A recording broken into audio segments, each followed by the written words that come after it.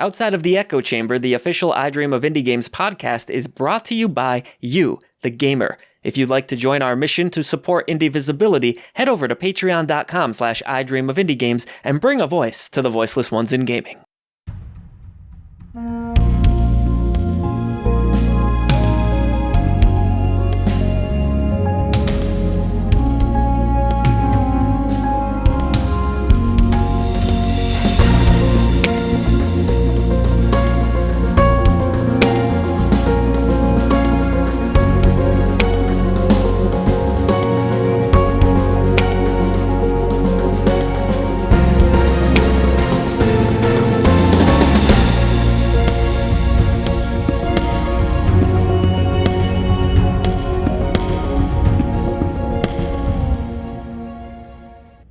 Well, hello, Indie Warriors, and welcome to Outside of the Echo Chamber, the official I Dream of Indie Games podcast. I am Old Gamer Joe, joined by my trusty co-host Silent Signs, along with Sunnyside Ash Scrambled Ashton. Welcome back, everybody. If you are new around here, well, then we're all about giving a voice to the voiceless ones in gaming. That means spotlighting indie, AA, niche developers and publishers with professional reviews of their games, gameplay impressions, curated lists, sales breakdowns, and deep dives into hidden indie gems that so many have slept on. You name it, we cover it, and while our hearts will always beat for indie games, we've branched out over the years to explore the retro scene too, from classic titles that have been re-released and beyond. So, we are pretty diverse around here, but indie is what really runs through our veins, isn't it, Silent Signs? How you doing over there? It's a little warm, isn't it? Says the man in the Arnold Schwarzenegger t-shirt. Well, you know what they say. I'll be back, and I'm back for another podcast. Yeah, look at you with your new fit. Yeah, I went clothes shopping for the first time, I feel like since 1994 this week.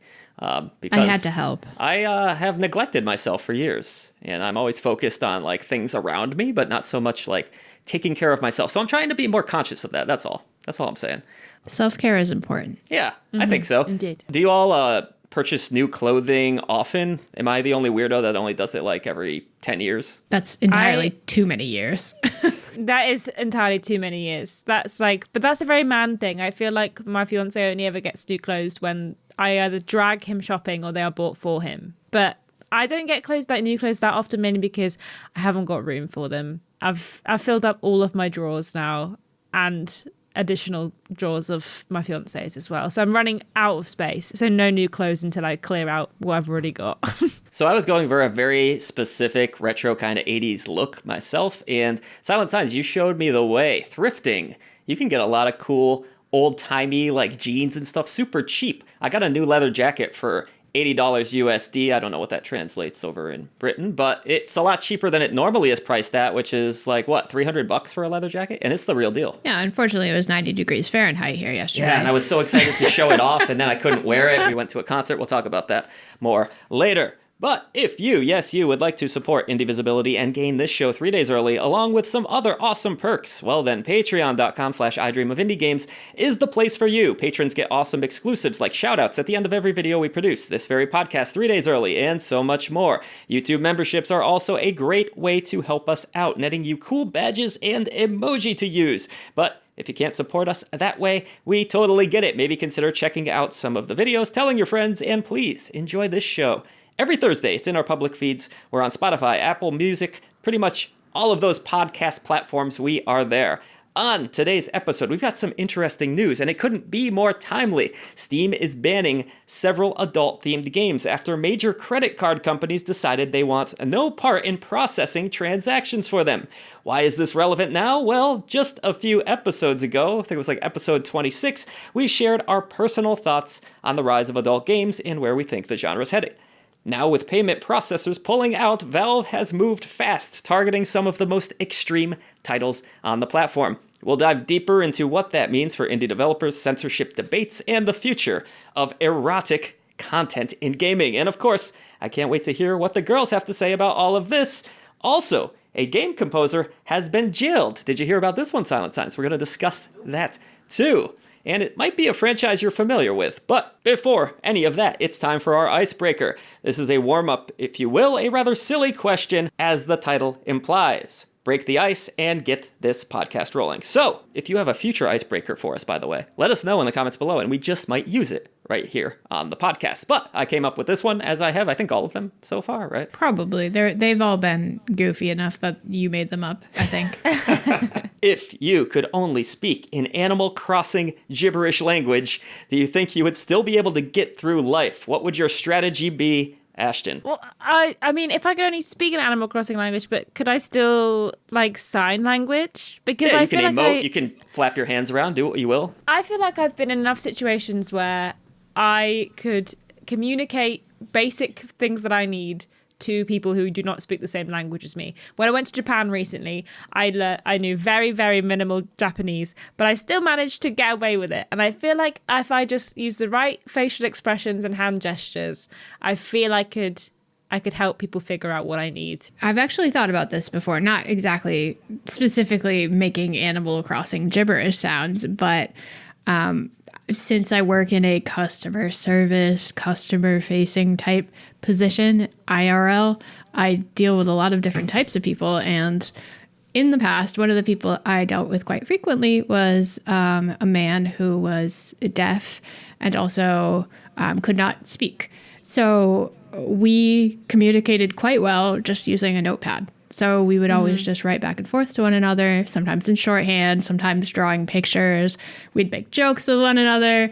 So I feel like that's a pretty effective method of communication. Yeah, I guess like Ashton was saying there, when you're in a foreign country and you don't know that language, you're kind of dealing with this anyways, right? So if I looked at a menu at a restaurant in Japan, for example, I would have no idea what I'm getting. Do they make it easy over there to understand what you're actually ordering if you are American or British or whatnot? It depends really. Like if you go to somewhere that has one of the tablets that you just order on like an iPad, then you can pick English. But if there is a few places that are more sort of not touristy will only have it in Japanese. But Google Translate, you can just use that, the sort of taking a picture of something and it'll translate all the text on it.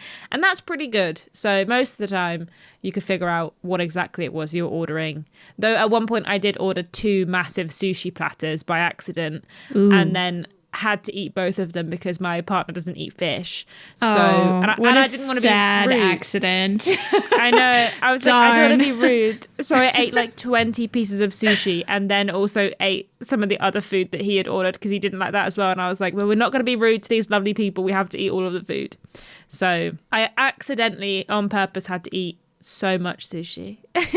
At least aren't the portions supposed to be smaller in Japan from what I've heard? They're smaller than America, but I think everywhere's portion sizes are smaller than That's- America. Yeah, Probably that's true. That probably I makes sense. ordered a dinner yesterday, and I think it was 3 dinners. So, but the good news is I have plenty of it left. You have some experience ordering in a foreign country too, Silent Signs, right? Didn't you get like KFC in India or something like that? I did. I mean, that's not the most foreign of foreign foods you could consume. Right, but but it's very different from what our KFC is, right? Certainly, you're very far from Kentucky at that point. anytime you go to a fast food restaurant in a different country, it's going to be a little bit like localized. They'll serve some things that are a certain flair of that country that you might not be used to, but the same basic premise. It's still fried chicken at KFC. It's just, it's got a little bit of that spice to it that they don't necessarily have here. Being in a different country, were either of you terrified about what you were going to be eating or ordering at any point? No. I love food. I'm a proper foodie. So I was just, there was like a list of things I wanted to try. So there were certain things that I went out of my way to make sure the restaurant served so I could have it. But for the most part, I knew that I liked Japanese food. So I knew I was going to be fine pretty much wherever I went. So I didn't worry too much, no. I have a general rule where I won't order anything that looks like it's moving around still. That's kind of just my thing. That's kind of where I draw the line. But what did you try in India? Oh, outside of the KFC, obviously. I tried everything I could possibly try on a reasonable budget. Anything like the American version of Indian food that we get here? Some. Yeah. It is. Interesting. Better, for sure. More flavorful, right? More flavorful. Less preservatives. Fresher. Less stuff that kills you. Absolutely. Really interesting what you can and cannot buy as far as like the products that we're used to like certain candies and stuff you can't buy or they just taste completely different.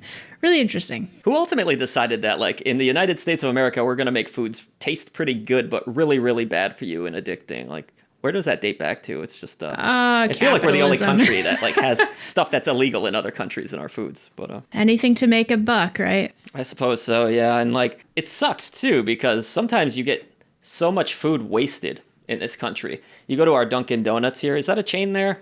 Actually, I think it is in Britain, right? Yeah, we have it, but it's not as popular. Yeah, so what ends up happening at the end of the night is if nobody purchases all the donuts or the bagels, they get tossed into a bin, right? Isn't that what they usually do? And I just think They put them that's in a terribly bag. wasteful. They let employees take them home, but you can't usually donate fresh things like that, like bakery products, which I get it on one hand, but it's very frustrating on the other hand. Do you guys have Too Good To Go in America?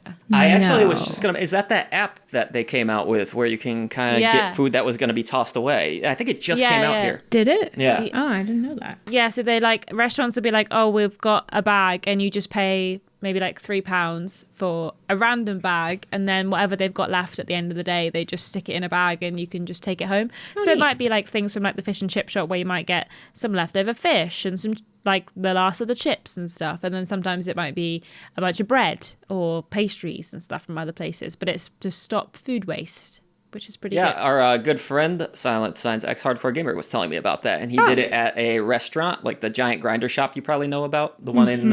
I do. You know the town I Yeah, won't you don't have mention to on the name drop podcast, it. I already know. Essentially, he got like 10 giant sandwiches that lasted him a week for like $20 or something like that, and then the food doesn't go to waste, so I just think that's a wonderful thing. I really hate food waste. I try to, it's not good for me to like stuff myself either though necessarily when I get a plate of too much food, kind of like Ashley was talking about with all the sushi, but I will do that just because I don't want the food to go to waste. I know you can bring it home, but sometimes you're in a situation where, well, I'm far from my house and this might get weird in the car. And, Yeah, like yesterday. Exactly. We had quite a conundrum, but we did manage to finish some of it on the way home, so.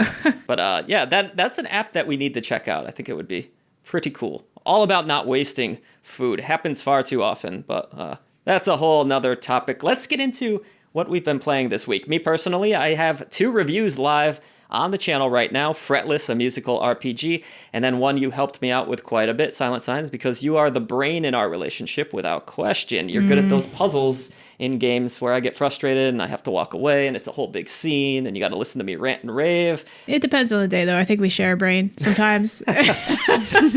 This was The Drifter. Ended up being one of my favorite games so far this year. It's a point-and-click adventure game, but if you're not a fan of that genre, don't necessarily let that scare you away because it's a pretty accessible one, I would say, with a dark Aussie grindhouse story. Really cool 70s John Carpenter feel to it. What did you think of this game, Silent Signs? Obviously, my review is out there right now. I think you enjoyed it just as much as I did, though. I loved it. I think everything about it was great. I love the style of it.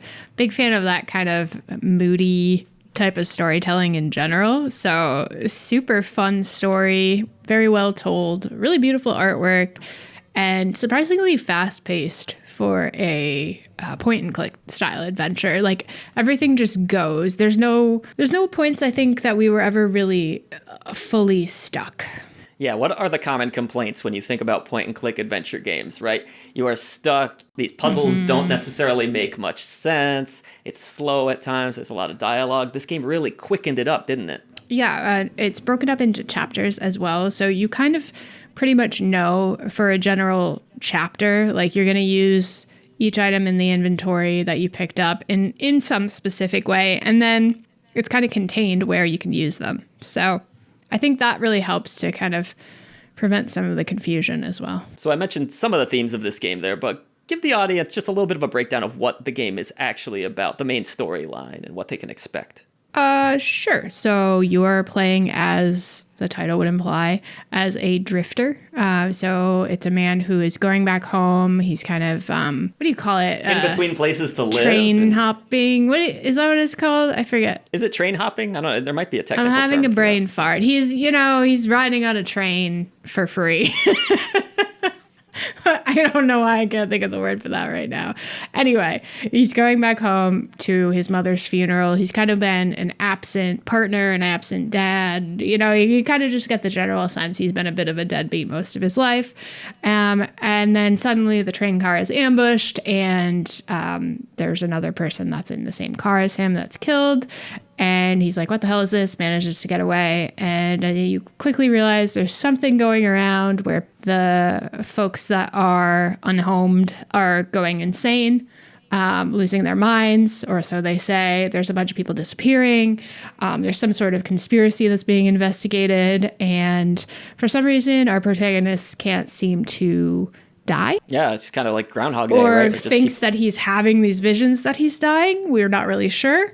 So it's very interesting to try and get to the bottom of that mystery and all of the other mysteries that are unfolding around it. Plays into the gameplay too, how you can't die, because that's like basically there's no fail state really in the game, though you do get some pretty cool death animations, but you'll pick up right where you left off, and that also helps with the pace of the game. Yeah, basically the screen goes white and then it opens up again and you're kind of reset in the current puzzle that you were in. I don't know if you got to see any of this, Ashton, but are you into point-and-click games at all, or did the Drifter catch your eye? The Drifter I wasn't sure about because I wasn't sure if I loved the art style, but I have been known to play point-and-click. When I was a kid, I would always play point-and-click like Flash games. I was really into them, but I haven't played a point-and-click game in a few years. I think it's called Broken Ages was the last. Oh, yeah, Tim Schafer joint, yeah. Yeah. And I haven't played one since then. But I am a big fan of a point-and-click, so maybe I'll have to have a little look-see into it. But you guys liked Fretless as well, didn't you? Or I did actually enjoy it a decent amount. Not quite as high on it as I was the Drifter, but it's a pretty solid little musical RPG. Was that one you were interested in? I did. Well, I'm not sure. I'd watched the review, but I was like, it looks good. But I sort of I couldn't remember if it was the Drifter or the Fretless that you liked more that you guys had mentioned. So maybe I'll have to have a little look-see and check them out. Yeah, I believe Drifter ended up with the Golden Genie Lamp of Approval. It did. Right, so I'd say it was probably, of the games I've played this year, maybe my second favorite game I've played this year. Your first being... Second only to Look Outside. Which is such a good game. Which is a Devolver game that everyone should play. Ashton, what's been going on with you over at twitch.tv/scrambledashdoe? Do I have that right? So the people can follow you over there. Still playing some indies. I think I saw on your Discord that you have been playing a little bit of Date Everything again, if that's updated. Yeah, I played through Date Everything for like a good few hours when I reviewed it, but that game is so long because it has so many different endings and so many different like outcomes that you can have with various different people. I've been playing it on stream and having a good time with that game still. It is a lot of fun and just absolutely mental. And every time you think, oh yeah, like this is as insane as it's going to get, something else absolutely insane happens. So yeah, really can date everything in that game, truly. But yeah, I've been playing some of that. I played some Peak today with some friends, very impromptu game of Peak, which is very fun and silly. And I think that's why it's doing so well. It's very viral at the moment, Peak. So I think it makes sense because it's pretty goofy looking. But other than that, I played some Islanders New Shores this week, which is a sort of follow-up to 2019's Islanders, which is a city building game, but this one's a bit more tactical in the sense that each island you have to get a certain amount of points to progress onto the next island, and with putting each house or building down you get more points to add to your total. You have to reach a certain amount to be able to get another building to add more points to your total. I'm not explaining it very well, but that's basically what you have to do. But it is sort of a cozy but slightly stressful little city builder, which is quite fun. So I've been playing some of that this week as well. I was going to say, as someone who doesn't play a ton of city builders, but, maybe likes to dabble here or there, is that one that I could jump into? I know you mentioned it was a little stressful there, but is it fairly accessible? Yeah. Like it's very accessible in the sense that you will start with things like the lumberjack, and you have to put him near a bunch of trees to get a bunch of points to add to your total. I think it's it's less about making money and the sort of typical city building things of you have a certain amount of people and they need to be close to a shop or a place to get food, or you have to make sure you're sustaining them all. It's more about putting things in the right place to get the most points. I don't know if Islanders, I never played the original Islanders, so I don't know if that was similar or if this is a sort of a new spin on it. But weirdly, the company that make that game, I can't remember what this is called at the moment, they are about 10 miles away from my house. So local. Yeah, really local in Gateshead in the UK. So yeah, it's a pretty good little game. It's more strategy than it is city builder, but city building is the main mechanic, if that makes sense. I've been meaning to ask you too. I know you do a lot of The Sims over on your Twitch channel. Have you found anything kind of comparable to that style of gameplay in the indie gaming scene that you might be able to recommend to people? Because I don't come across it too often. Something that really nails down what people loved about The Sims. No, it's not. There's not anything super similar. The most similar thing, and it is technically an indie, so keep an eye on it, is Paralives. Yeah, I just heard about that. It's been in the making for what feels like years and years and years. It's made by a very small team, and that's probably the most comparable game, but again, not out yet, so we'll have to see. But I don't think there's anything on the same scale and sort of intensity as The Sims, which is a big shame because I think it needs some competition to make sure that it's not just going to stay bad forever. So hopefully Paralyze will come out and challenge EA just a little bit to try and mix things up with their main franchise of The Sims. Gonna say, Silent Signs, aren't you kind of surprised more indie developers aren't trying something pretty similar to The Sims? I mean, they try. It's just hard to match that scale. And it's been around for so long and it's so well established. But we're in a time now, too, where indie games are, catching up in a lot of ways. We had recently Tainted Grail, this huge open world RPG that's comparable to a AAA open world RPG. So maybe there will be more opportunities in the future as indies gain more popularity for a Sim style experience that actually can match up to that. Actually, it's funny. I just saw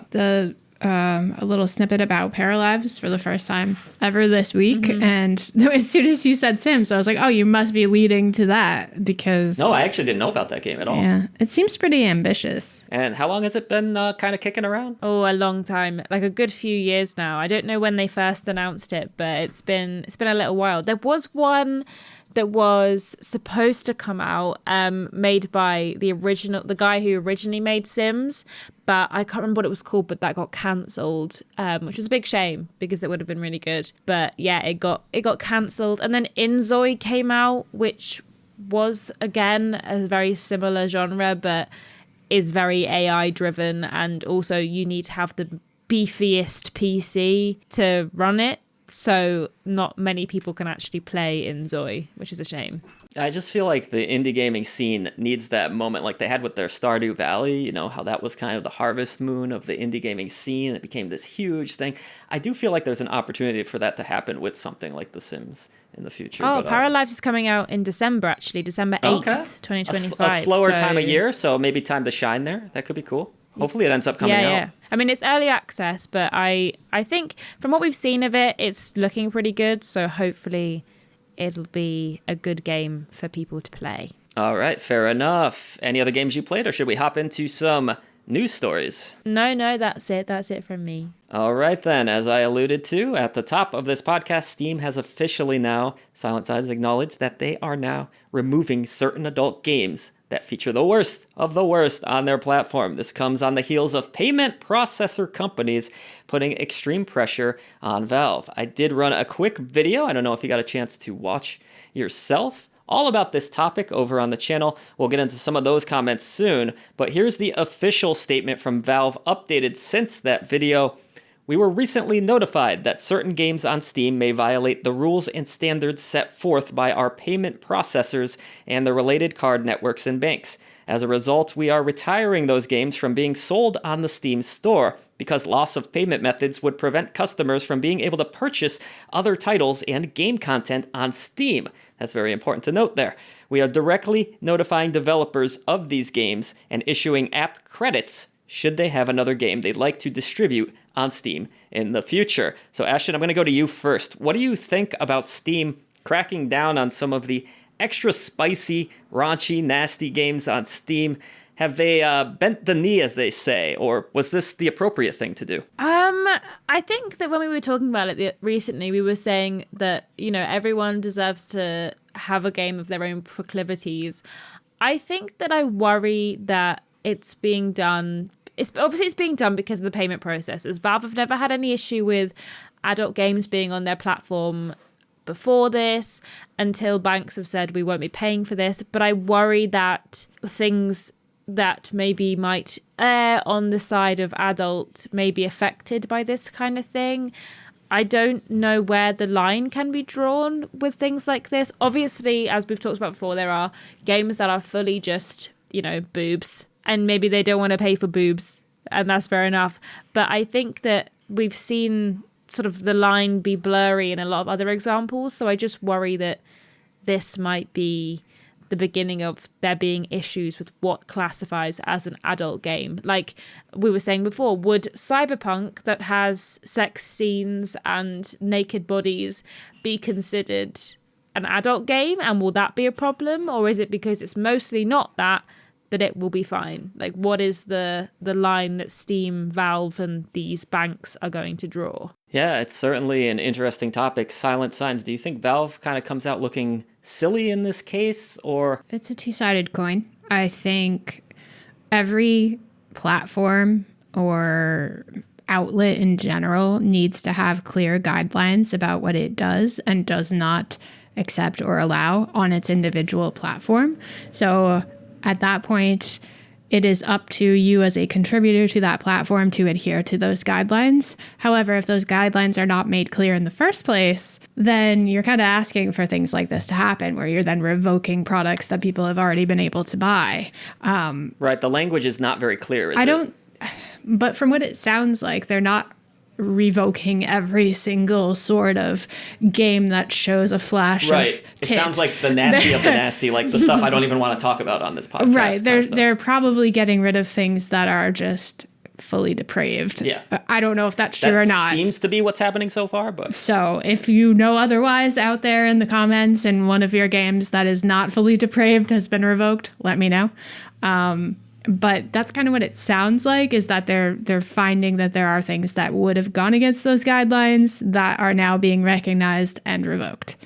Maybe the alternative is that there is some sort of adult-only kind of platform out there where that someone else mentioned that, like well a launcher, acknowledged, like a not safe for work launcher or something like that. Exactly, and then this way you're going to separate all of that out from all of the family-friendly content. There's not going to be any question that everything on the platform is family-friendly or safe or to guidelines and what have you, and then you have your separate platform for,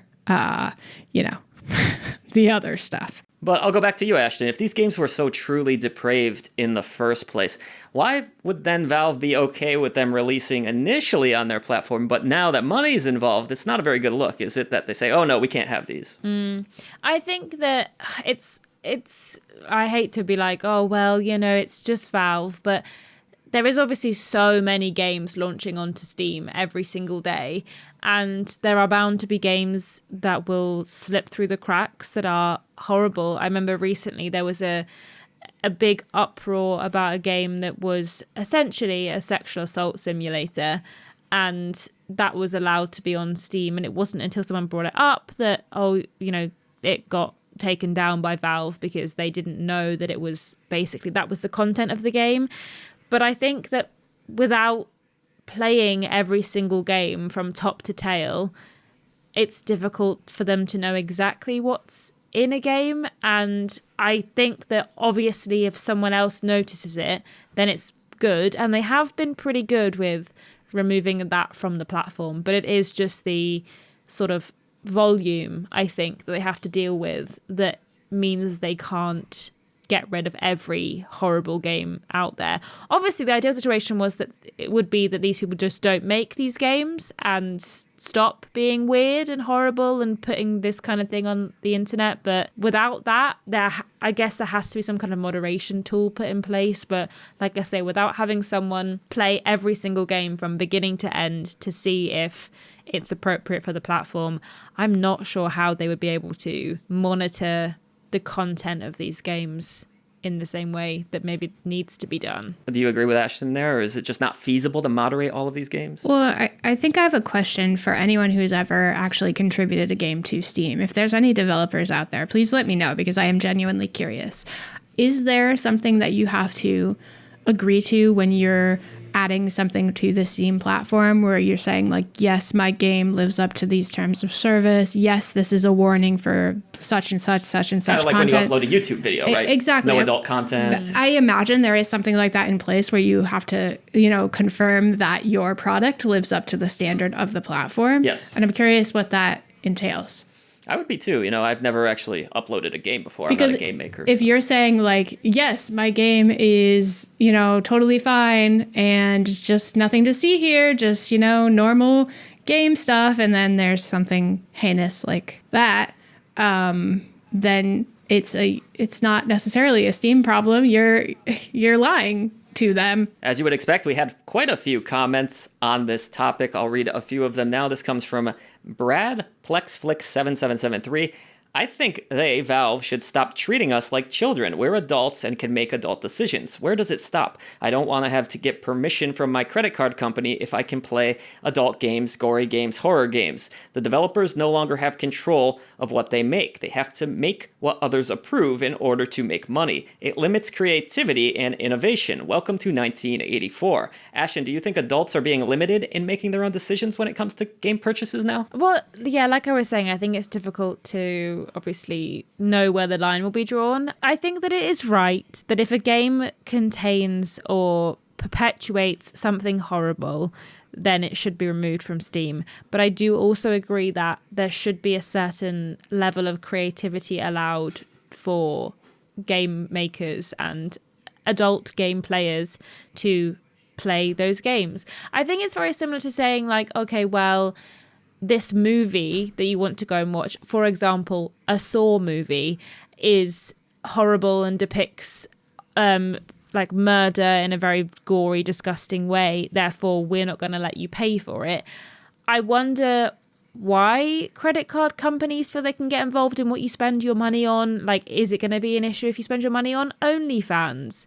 Is that a problem? If it is, then that's sort of very like censoring what people can spend their own money. If they want to get their rocks off that way, then let them get their rocks off. But I think it's very difficult to say what should and shouldn't be done. But I think it's on the part of Valve to make sure that horrible games that depict horrible things, just for the sake of it, are not allowed on the platform, and it shouldn't be up to the credit card company to decide what someone spends their money on. Yeah, and I think bringing up horrible topics also depends on the angle at which those topics are being brought up with. Like, if you're bringing up a terrible thing to condemn it or make a commentary on it, in some cases, I think it can be, I hate to bring this game up again, but we just talked about it the other day. Indica has a scene of questionable content that made me uncomfortable, but was part of the greater message of the game. Should that be banned because it contains that? I don't think so. Can I play devil's advocate for just 1 second? No. Yeah, go ahead. Is it really great to see a head get cut off or something like that and blood spew all over the screen as opposed to a pair of boobs? I'm desensitized. I don't know. What's the real difference there? I don't think there is a huge amount of difference. I guess that, sex is one thing and it's always been a taboo subject, and yet violence is sort of almost a bit more accepted, which is a very crazy thing to say. I don't think that there is like a huge difference in terms of the level of adult that is someone's head getting chopped off versus somebody having sex. I guess, again, it's just the context of those things happening that is the problem. If you want to watch something really gory and a game that is really violent and bloody, then you should be able to. And if you want to play a game that's really, really sexy and is basically just porn, but you get to press the space bar, then I guess you should also get to do that as well. But I think it's just, I don't know if there is a difference in terms of the adult nature of it. And I think that is, again, like I was saying, the problem, because what is the line that is drawn in this situation? I mean, I have no issue with people wanting to play a steamy game in the same way I have no issue with somebody wanting to watch a horror film with incredibly gory detail. I think the difference is that a steamy game where there's like sexual assault, though, that's kind of cringy to me. Not something I want to look at. Obviously not for me. Again, it depends on the angle at which that is being taken and whether it's like celebrating that, like, or I hope nothing is it celebrating is that. commentary against Tell that. me no game celebrates that. Cause that's, But like, there's a line. Like for me, that line is I hate to even bring stuff like this up, but like the line for me is like, if we're including like non-consenting parties or parties that are not able to consent, I think if that is what we're trying to say should stay on the platform, I don't think there should be minors or animals being assaulted. Right, That's I guess we're going to all probably agree just with that one. put it right out there. If you're going to word it that way. If that's what Steam is taking off their platform, fucking take it off. I hate that. I hate that exists, and you should not make that. Yeah, absolutely. No, I agree. I think, like I was saying earlier, there was games that have recently been exposed for being just sexual assault simulators and sort of like glorifying and like being like, oh, live out your fantasies in this game. And obviously that is a problem. But sometimes, and I think normally it's shock factor. And again, I don't think it's always, I think it's egregious sometimes, and I don't think it's needed in a lot of stories to prove a point. But if something happens in a story that is, sexual assault, then I think that, again, in the context, if it's part of the story and it's part of the narrative and it's part of something that is bigger than just that, then I think it is okay to be included in the game because it's something that does happen in the real world. However, I just don't think that we should just make a game that's that and be like, yeah, well, it's actually part of the narrative, because it's not. You're just making a game where someone gets to do that, and that is not okay. Right. Just as a side note, Silent Signs, you ever notice in movies and media, like, it's not too difficult to come across boobs, but rarely do you get the full ding-dong shot in a movie, do you? I don't know. Have you I've ever very watched rarely seen 28 a dick Days in a Later, movie, or but I guess more recently, I 28 can think Years of, like, Later? 2 movies lifetime where I saw an actual dick. That wasn't a porno.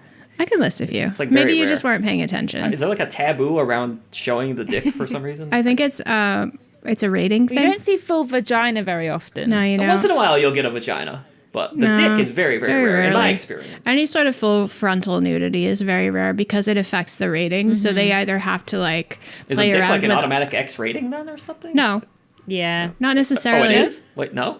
I don't think so. We need to look up. Wait, hold on. let me 28 ask Days my Later phone. was not an X-rated Does film. showing your dick get you an X-ray? No, I'm not really going to do that. But no, I think that like there's only certain things you can do and so many instances of things that you can show before it gets that rating. So like they have to be careful so the to dick try can and have skirt so around much a more screen adult time rating. before it's penalized. Not just screen time, but like the same for like language. For example, like if you use so many swears and things in a movie, then it goes from say a PG-13 to an R movie. Oh, and they don't want that because And they don't want that 'cause then our that limits audience is the audience. limited. Makes sense. Things like that. That is So why you don't see a lot of ding dongs. But probably can that you would get be away my with more best boobs? guess. Though I still don't understand fully. Like, because boobs are fine usually, right? It doesn't seem Well, to be. boobs are actually not sexual. They're a life-giving resource. So, Yeah. if you think it's sexy, it's actually a you problem. Yeah, there you go.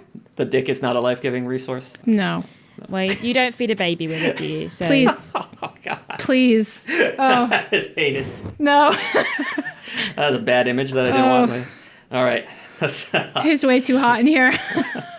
let's read another comment here. Adult game dev here. This is from Exis Coming 5509. This is very worrying. I've worked on my game for over 4 years now, and I'm in the process of getting it put on Steam. I'm mostly worried that this is only the first step in an increasingly censored internet. Judging by this video, my game should be fine, because it doesn't feature any of these crazy themes, but it does include some fantasy elements, and who knows if those will still be allowed in the future. Ashton, do you see this from the developer's point of view? Ones that may be making an extreme lewd game? They've maybe already invested the money in it. Do you have any concern for them? Yeah, definitely. Like I say, I think it is a worry to see where this will go and how far it will progress in terms of what the level will be. Like we've been saying, I think context is really important, and I hope that just the idea of a game being adult, be that sexy or gory or scary, I hope that won't just tar it from being something you can spend your money on. But again, I think it's context. Like if your game is filthy and actively disturbing, then maybe it is a problem. But if your game is just adult, I hope that you can still be able to make your sexy little games and put them on Steam and have a bit of fun with them. So I hope that this won't affect it too much specifically for this person and anyone else making adult games that are just a bit sexy. One more comment here on this topic before we move on to the next story. It's from Road Camelot. Second, what grinds my gears more than anything is how people put all adult content into one basket. I'm not a fan of cheap masturbation bait, but there are games where sex scenes are scenes of deep emotional and intimate bonding, and he lists a few examples there. Are we heading back to the Middle Ages, as he cites here later in this comment? Silent Sons, what do you think? They're not all cheap masturbation bait, as he puts it. You would agree, right? We're agreeing. I don't think there's anything wrong with having adult games or adult content, or, if that's something you enjoy, then it should exist. Absolutely. I think there is something wrong with going a step beyond that and including things. May I ask, I didn't get a chance to actually watch your video. What were the themes that they were limiting? Do you recall? You touched on them kind of earlier. Sexual assault, that kind of stuff. Okay, well, that really, shit really sucks. Yeah. I don't want to consume that as a general rule, unless it's a greater point in an overall story. I don't want my games centralizing around those themes. Do you? Certainly not. No. I don't know anyone that does. Didn't know there was an audience for that at all, and I'm hoping there really isn't, but it's upsetting. It's pretty actually disturbing. So I don't think we're trying to take away adult games. I think there's always going to be a market for sex. Sex sells, obviously. It's how we all got here. It's fine. It's okay. It's okay that you like sexy things, but don't be gross. All right, I think we've beaten the adult talk into the ground. Good. For a couple podcasts now. This is a pretty interesting story. It's not necessarily an indie gaming themed story per se, but I thought it would make for a good discussion regardless. Story comes from Game Rant. Composer Peter Connolly. Are you familiar with that name at all, Silent Why Signs? does that ring a bell? What would I know that from? He's worked on some of the Tomb Raider games. Okay. Well, he's been tossed into a cell, and someone threw away the key. Peter was involved with a fraudulent COVID-19 loan, and the British government wasn't having it. The next 16 months won't be fun for Pete, which is what he was sentenced for. As while many businesses were allowed to take out a loan during the pandemic, Connolly created multiple applications for a loan, one of which was a complete farce. In total, he received 2 loans, one for 22,000 British pounds and the fraudulent one for 37,500 based on a turnover 150,000. This turnover figure was also false. His career dates back to 1997, having worked on games such as Flesh Feast, some of the aforementioned Tomb Raider titles, and one you might remember, this is why I thought of you, Silent Signs, Hurdy-Gurdy. Really? One of those classics you found in the bargain bin when you were a child. I'm going to go to you first, Silent Signs. Is 16 months too harsh of a punishment for this crime? So in total, he stole... It looks like the loan was 37,500 pounds.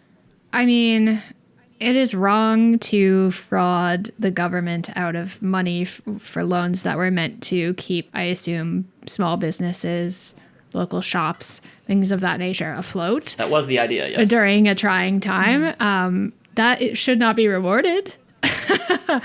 I think that's a fair sentence. That's a shitty thing to do. Ashton, do you agree 16 months too harsh or perfectly fine for this crime? I concur. He did the crime. He should do the time. You don't just get away with stealing almost £40,000 and just get away with it. That is money that, like you say, was for businesses and to keep small shops and independent retailers alive. And I think that if he'd just taken the one loan out, which was not fraudulent, it would have been fine. I don't know why he decided to take a second one out and do fraud. Fraud is bad, and he should not be allowed to just get away with it.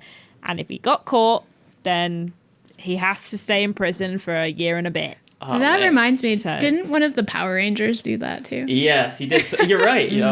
Were many people taking advantage of this whole COVID loan fraud? You that just is such noticed? an asshole move. That was the last thing I was thinking of. I'm not saying I'm the moral compass of the world or anything, but really, people were struggling at that time. They were trying to keep their businesses open. It was very, very difficult. A lot of small businesses didn't make it through, obviously. And you're going to try to con loans out of it? Yeah. I mean, not against taking advantage of resources available to you in a time of need, but you're taking away resources from other people that probably needed it more than you do for legitimate reasons. Sure. Like your local coffee shops and pubs and things like that. Yeah, we're trying to stay afloat and couldn't keep their doors open. So, Do you know what our government did do to help independent restaurants and cafes and stuff? They had a brand new scheme that is also quite relevant to the first question. It was called Eat Out to Help Out was the name of the scheme. Oh. And it was 2-for-1 dinners. And it was announced by our Prime Minister. New scheme, Eat Out to Help Out. Oh. And everyone went, you didn't run that by anyone under the age of 25. What is wrong with you? Well- So that's what they did to help those small businesses as well. Am I Love missing that. something here? That sounds so wholesome. I don't get the joke. No, I'm kidding. I get the joke. I'm trying to look you in the eyes and gauge whether you're serious or not. And I can't tell. Of course I get the joke. Okay. Eat out porn. We all get it. Okay. But yeah, I would agree. This guy committed a crime. 16 months sounds about right. Maybe give him a year. I don't know. A year to think about it. It's not like a massive sum of money at the end of the day. I would assume he was ordered to pay it back, right? Is that usually how that goes when you... Seems like the right thing to do. Normally, yeah, you have to work it back, or you would repay that over the course of however long, or it would just be taken out of your bank account until you were bankrupt, basically. But more than that, kind of just embarrassing, right? It's kind of hard to see him getting another job in the gaming Let's industry. normalize shaming people for doing bad things. Like, this actually brings up another point that we were just talking about, which was the Coldplay concert. Oh, God. Oh, yeah. Did you all hear about this? Yeah. I saw it on TikTok this morning. Oh, man. So what is this? The woman was having an affair No. with the man? Or the man? Both were having an affair. That's how affairs work. So the man was married, the woman was married, they were both married? Yes. Okay. Yeah, he's a CEO of a company, and she's his head of HR. And they were caught canoodling at a Coldplay concert on the big screen. And rather than just like, oh, yay, and nobody thinking anything of it, they both dived out of shot. Yeah. And then Chris Martin goes, oh, wonder what the story is there. And then it went viral on the internet because everyone's like, well, yeah. He must have thought her skin was beautiful. Something like that. Anyway, you're out in public. Like, you have to know there's a possibility that someone's just going a to see that. weird place to have an affair in the first place. It's like, hey, let's not only cheat, let's go to the Coldplay concert tonight. Seems like a... If anyone, Coldplay. Yeah, right. All right. Anyways, that was all for news. I hope you learned your lesson, Peter. Don't write out fraudulent loans in the future. But hopefully we never have an event like COVID-19 again where God, I that hope has not. to happen. Fingers All right. crossed. Before we get out of here, last episode we talked about religion in games. Let's read a few of the comments that we received. This comes from Madness1931. I honestly do not care if you have religion in your game. Make what you want to make. It's your art. It might not appeal to me, and that's fine. Not everything needs to be made for me. Find your audience. To me, it's like a game involving Norse myth, Santa Claus, Japanese yokai, wicker figures, or the Easter Bunny. My question is for you, Ashton. Would you play a game starring the Easter Bunny? Yeah, if it was a good game. Sounds all right. Has that ever happened in history? Yeah. The closest I can think of is that creepy bunny in the Silent Hill series. You know what I'm talking about? Where just death stares you in the eyes. But I can't think of a specific Easter Bunny game. I'm sure there's some like 2D platformer that's like Cadbury's sponsored adjacent video game that has the Easter Bunny in it. I'm almost certain. There's definitely a bunch of Santa Claus games that are very similar. So I would assume there's probably at least some kind of old school platformer that features the Easter Bunny. It was an idea I had, maybe this coming holiday, Silent Signs, to see if we can find as many indie Christmas games as we can and try to show them on the channel. I found an Easter Bunny game. Really? What's it called? Easter Bunny. It's just called Easter Bunny. On Steam? It's a 2D top-down stealth action game about an Easter Bunny hiding Easter eggs. Well, that seems like what it should be about, right? So What everybody else? head over and wishlist Easter Bunny. Show support. Who's the developer on that? Cow Games. Oh, ironic. Cow making Easter Bunny. Okay, cool. Another comment here From David Gowers. The only time I ever really have a problem with games that have religious themes in them is when they get super preachy. But then I take issue with games that get super preachy about anything really, not just religion. That being said, I just avoid those games personally. I'd never dream of telling anyone else what to do about them other than to suggest they decide for themselves. I may have read that wrong, but I think it might be typed wrong. But Silent Signs, do you mind when games or any form of media get preachy? For that matter, as he says. I don't care that it exists. If I don't like it, I'm just not going to play it, but I'm glad that it exists for whoever that it speaks to. And Silent Signs, I just realized that we totally skipped on a topic this week. I don't know how that happened. We just talked so much, I guess, but we have a ton of content headed your way, so we should get back to it anyways. There's like so many reviews coming out this week. I don't know how I'm going to get it all done, but on top of that, we've got the usual slew of shows, hidden indie gems. Ashton, how are things coming along with 0 reviews over on your end? Well, I spent a lot of time today playing a game. I didn't know how long it was going to be. I was playing it for about 2 hours and I didn't finish it because I got stuck on a puzzle. And then I went to go back and play it and it doesn't have save files. So I can't finish it and I'd have to start again. And that feels like too much. So I don't think I'll ever finish that game. But I will talk all about it hopefully on Wednesday. So we'll see if I can get it edited. But I've got like 2 hours of footage of replaying that game now. So I've got to go back and cut all that stuff down before we can edit it. Well, we look very much forward to seeing that. Keep it locked to iDream of Indie Games for all the content. We have tons of it coming your way.